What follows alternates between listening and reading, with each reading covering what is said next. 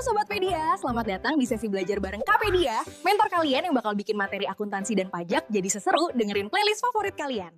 Pernah nggak sih kalian bayangin, nanti pas udah lulus dan dapat gaji pertama, kok jumlah yang diterima beda ya sama yang dijanjikan di kontrak kerja?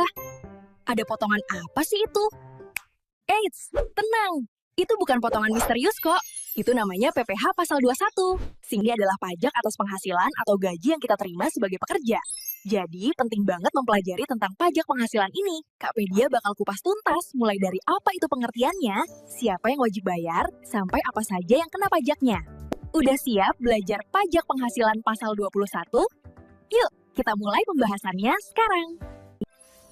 Nah, sebelum kita mempelajari lebih dalam, kita harus tahu dulu apa sih pajak penghasilan itu?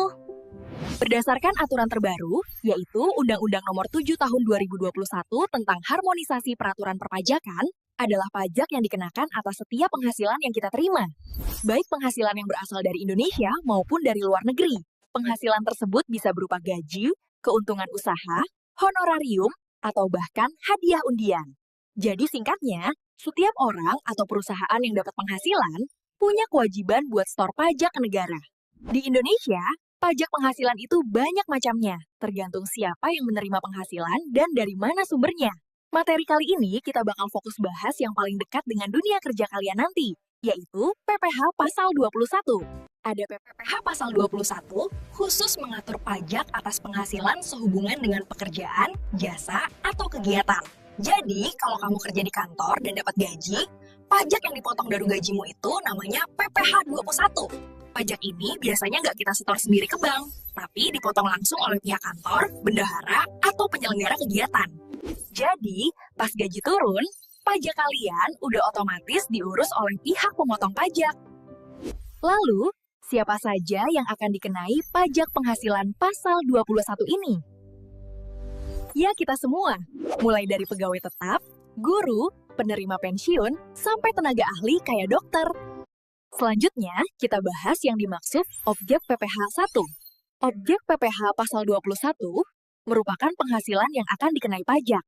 Jadi, bukan hanya gaji pokok saja yang dikenai PPh pasal 21, segala jenis tunjangan, bonus, upah lembur, hingga pesangon juga termasuk objek PPh pasal 21. Oh iya, perlu diingat ya, tarif pajak PPh 21 itu berbeda-beda loh. Sistemnya progresif.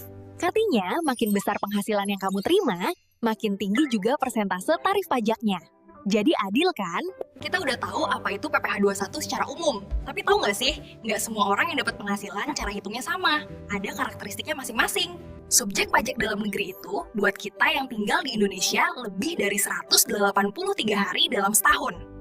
Sedangkan subjek pajak luar negeri itu buat orang yang nggak tinggal di sini, tapi dapat penghasilan dari Syah. Bedanya apa? Kalau dalam negeri, kita pakai tarif progresif dan dapat jatah PTKP. Kalau luar negeri, biasanya dipotong langsung tarif flat 20% tanpa PTKP. Nah, sekarang kita fokus ke pegawai tetap. Pegawai tetap adalah kalian yang dapat gaji rutin tiap bulan, punya kontrak kerja jangka panjang, dan biasanya ikut program pensiun. Nah, kalau penerima pensiun berkala adalah mereka yang dapat uang pensiun tiap bulan. Keduanya spesial berdasarkan aturan terbaru. Kalau kalian pegawai tetap atau pensiunan, cara hitungnya jadi 2 tahap. Dari bulan Januari sampai November, kita pakai atau tarif efektif rata-rata. Kalian nggak perlu ngurangin biaya jabatan atau PTKP tiap bulan, tinggal kaliin gaji bruto, sama tarif di tabel sesuai kategori PTKP kalian. Baru nanti di bulan Desember kita hitung ulang pakai pasal 17 buat mastiin pajak setahun penuh. Bedanya dengan peraturan yang dulu yaitu ada pengurang zakat atau sumbangan keagamaan. Selanjutnya kita bahas pegawai tidak tetap, yaitu pegawai yang hanya menerima penghasilan apabila pegawai yang bersangkutan bekerja.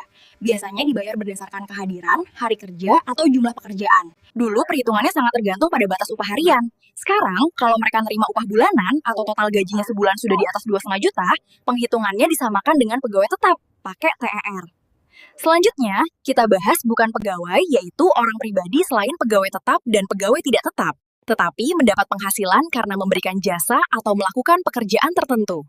Dulu perhitungannya sering bikin bingung antara kumulatif atau enggak. Sekarang aturannya lebih tegas. Selebar pajaknya dihitung dari 50% penghasilan kotor dikalikan tarif pasal 17. Jadi cuma setengah gajinya yang dianggap penghasilan kena pajak. Ya, Dewan Pengawas atau Dewan Komisaris yang menerima tidak teratur.